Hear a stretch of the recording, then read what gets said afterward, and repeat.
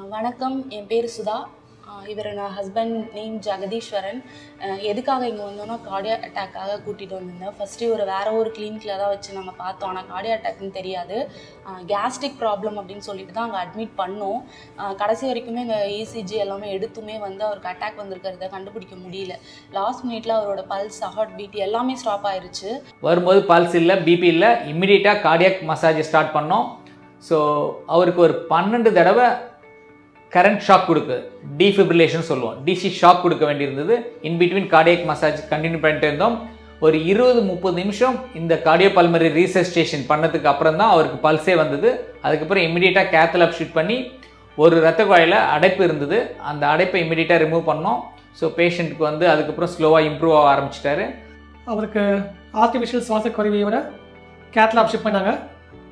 நானும் என்னோட team doctor Bhagyavathi இவங்க எல்லாமே சேர்ந்து கார்டியாலஜிஸ்ட் டாக்டர் ஆறுமுகம் சாரோட ப்ரொசீஜர் பண்ணும்போது மயக்க மருத்துவ டாக்டர் கூடவே இருந்து அவங்க அந்த இருதயத்தில் அந்த அடைப்பை ஓப்பன் பண்ணும்போது ஹார்ட் பீட் இல்லை பிபி இதெல்லாம் சில சேஞ்சஸ் நடக்கும். ஹார்ட் பீட் கம்மியாகவும் ஆகலாம், அதிகமாகவும் ஆகலாம். பிபி அதே மாதிரி கம்மியாக ஆகலாம்.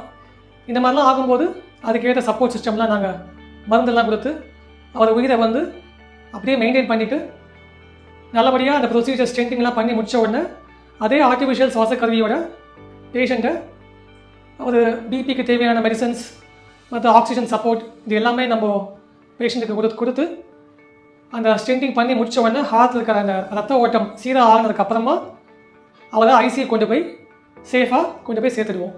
ஸோ ஐசியூவில் என்ன மேஜராக பண்ணுறோம் அப்படின்னா, இயல்பு நிலை அவங்களுக்கு வர வரைக்கும் வி சப்போர்ட் தெம். லிட்ரலி அவங்களோட எல்லா ஆர்கன்ஸ்க்குமே we are giving the support.